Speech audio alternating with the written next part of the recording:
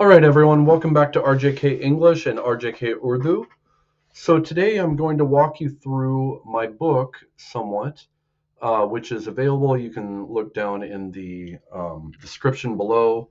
I think it is like $3.50, but I think it's on sale for $2.50 right now. It's an ebook. I do think, while for the Devanagari one, you could get it for my Devanagari series, you could get it as extra practice. This one I do think is actually pretty important. I had a lot of fun writing the beginning of it and explaining about what Urdu was. I do want to point out, I did not point this out in the last lesson, but it is, I'm going to decrease the font size here. There we go. The Urdu is an Indo-European language, so it is actually connected to our language of English. It's connected to all European languages except for the um, a couple stray languages and the Finnic and Hungarian languages. It's related to Russian, it's related to Greek, all of that. It's especially related to Persian. So it's more closely related to Persian. Persian is also an Indo European language.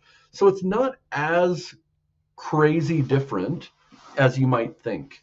And even though it's written in what looks like Arabic script, it is basically, um, it doesn't mean that it's totally different from what you've known in the past. Okay? All right. This is the introduction. I go through the Urdu script and language, what makes it, how the script is actually called Nastaliq right here, which is the style. It is definitely was borrowed from Persian, and it tends to be the style that it's taken in. This is a more sloping style than your standard Arabic. Usually, you will see Farsi, which is Persian, written in this though. We will go through learning the letters. So here you see at the bottom we're getting into the vowels. So I'm going to increase this a little bit more again so that you can see it. So here you see that most of these have this vertical line. Here's the a, I, u, e, a, o, a. And we see this vertical line with various markers. The key markers are this squiggly above this one, which makes it an ah. Otherwise, these little lines below and even the swirly here, you're going to learn that those aren't necessarily in Urdu when it's written. It's in order to show you that the sound it is making. But you will notice most of them start the same. Actually, all of them start the same. They start with this line, even when you get into the oo. So you can see that there's the Urdu's a little different. Okay, from there, I explain the sounds and I relate them to Devanagari. So if you've gone through the Devanagari Hindi series, you'll notice that all of the vowels are exactly the same as Hindi. A, I, u, e, a, o, a. Right here, it's same ones. And an Urdu speaker will know what they are, especially based on the word. If they see the whole word, they know exactly which one it is. Okay, here throughout the book, I start to show you how things look when you write them by hand. And I actually have a lot of pictures in here showing you how to write by hand. And the reason is I didn't have access to any of this when I started. People weren't showing me how to do this. So I want to show you, okay? These are the special marks that go above letters. This one, this tilde looking one, is definitely needed. These two are definitely needed, but these, a lot of times you don't have them. Okay, now we're getting into consonants. Let me make this bigger again. And again, I'm comparing it to I'm comparing it to the Devanagari here on the left. So if you are a Hindi speaker, you can directly compare them.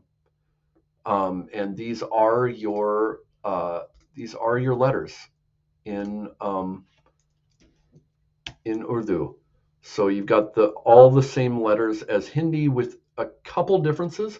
But if you followed the Devanagari series, you will recognize the kha, but also the gha of Ghalib, like if you know the poet Ghalib, and you'll recognize the qa, which is different from ka. It's a qa. So there's a couple differences, but those were discussed in Devanagari as well. Otherwise, it's pretty much the same as Hindi. Okay, so you can see here that I'm putting the Roman, which is, standard English spelling in all European languages. Most European languages, except Russian and some of those, are written in this Roman script. So the ba equals this ba, ha. We have the aspirations in Urdu as well, just like Hindi. It's the same pronunciation, but it's written different. It has the ba with this ha after it.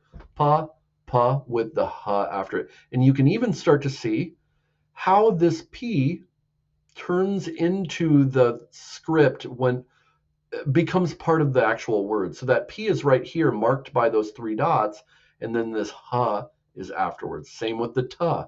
Here's the ta, and here's ta. All right, so just an introduction, and I show you how to write these. All right, so you've got a lot of examples in here. Now, this is an example of how I show you how to actually this is that ha sound that was after the ta and pa and ba. I show you how to actually make it, and I have diagrams, and that's all throughout this book.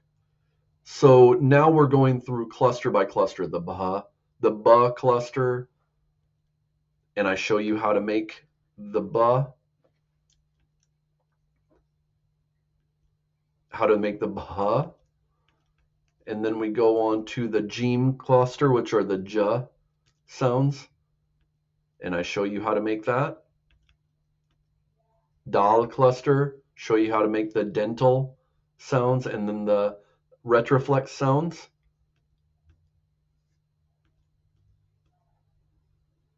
The R clusters with the retroflex as well. The different S's. So in Urdu, it does have different S's and different shapes that are the same sound. Okay, so that is a little bit hard. Again, it's a borrowed script, so it's going to have those.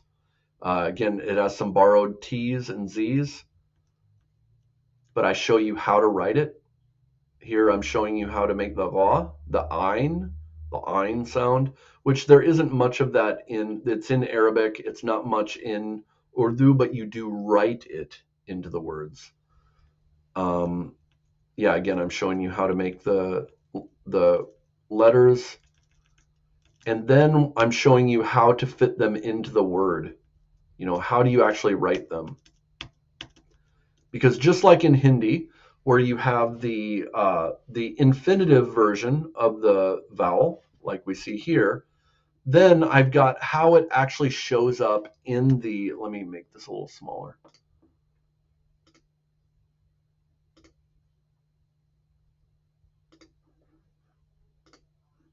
I show how it actually shows up. So here's the Urdu letter, Roman version, and now here's when it's at the initial part of the word, when it's in the middle, and when it's at the end. And they look differently based on that.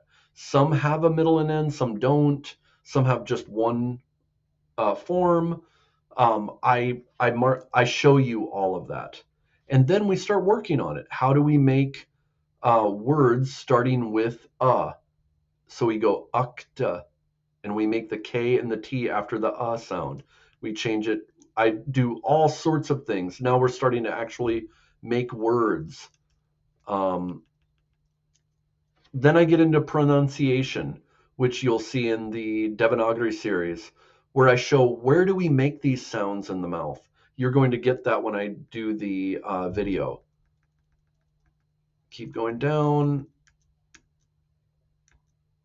And now we're getting into making words.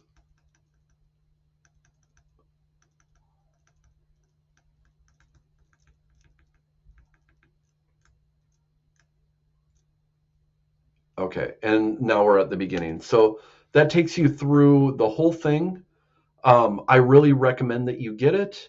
If you don't get mine, let's say you have the complete Urdu by the Teach Yourself series, you can also look at that.